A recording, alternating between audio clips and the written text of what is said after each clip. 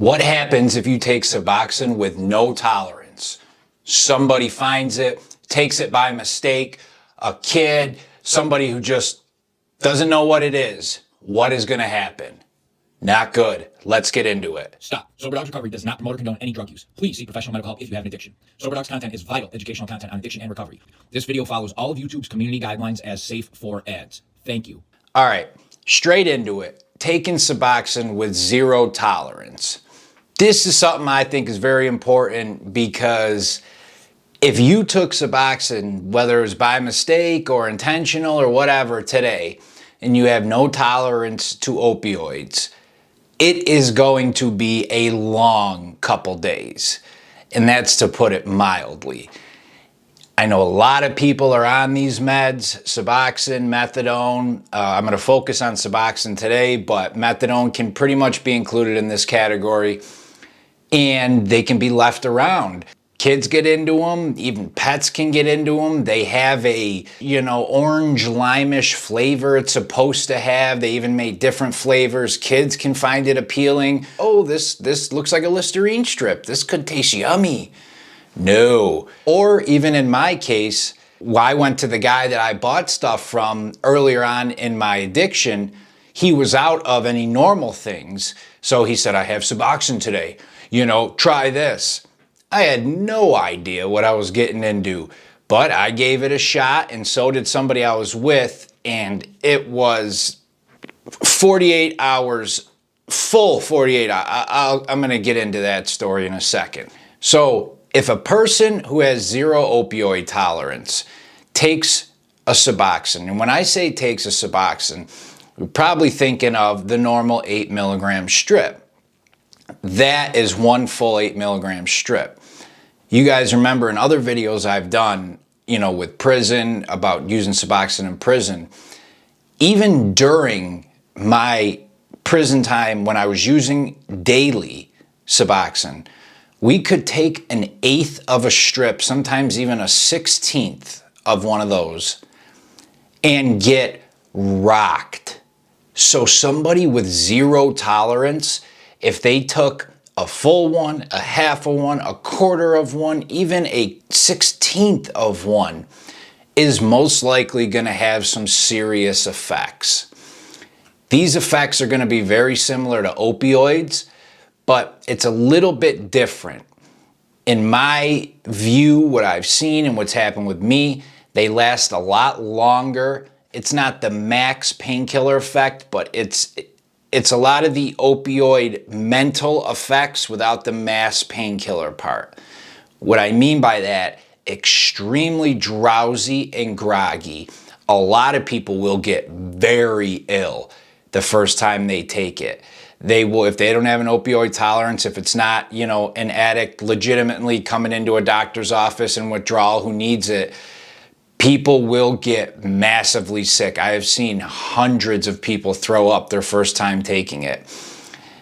They will get very groggy, and even, let me back up a little bit, because it takes a while to kick in. You put it under your tongue, or people who abuse it oftentimes, they'll snort it and things like that.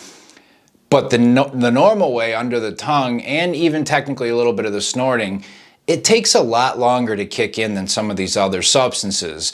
If you were snorting cocaine, 4 or 5 minutes, sometimes, 2 minutes. With this, it takes longer, 10, 12, 15. And under the tongue, it could take an hour, hour and a half, even 2 hours sometimes to kick in.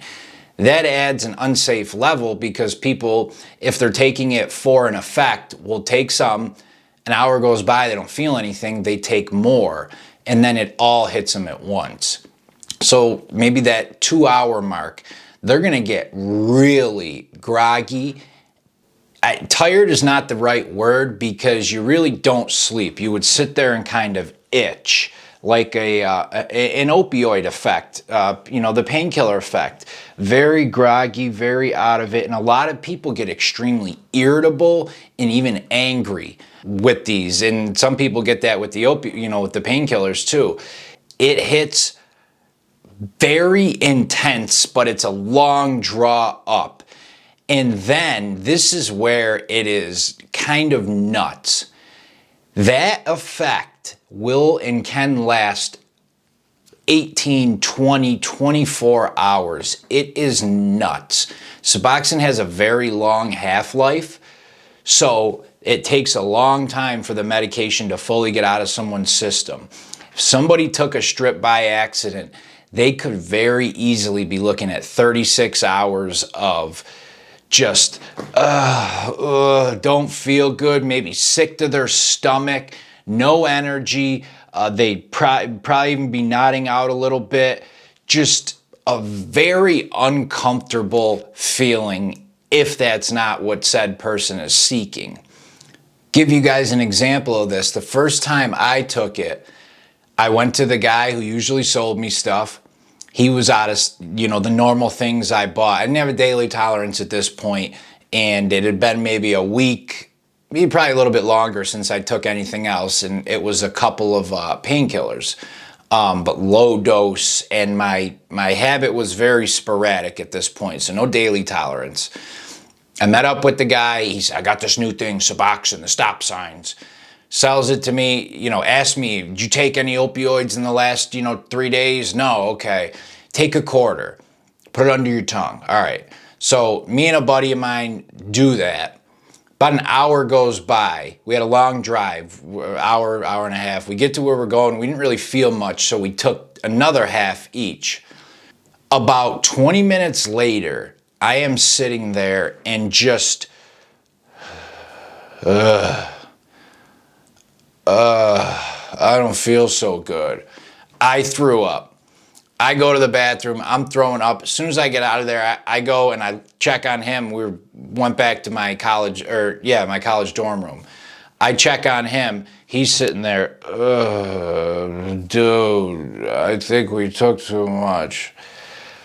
Go in my bed and sit there for 12 hours and do nothing but just I'm throwing up, I'm irritated, I'm itching, and was just an uncomfortable, out of this world, just I wake up the night, I technically don't even say wake up, because I didn't really wake up, I never really went to bed.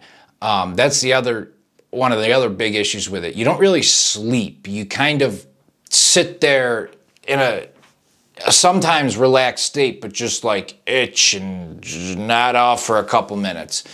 Wake up the next day to get ready for class, just as out of it as the night before on hour 2.5 or whatever. So this is like 10, 12 hours later, completely still. Skip class, trying to get some sleep. I got a little bit of sleep.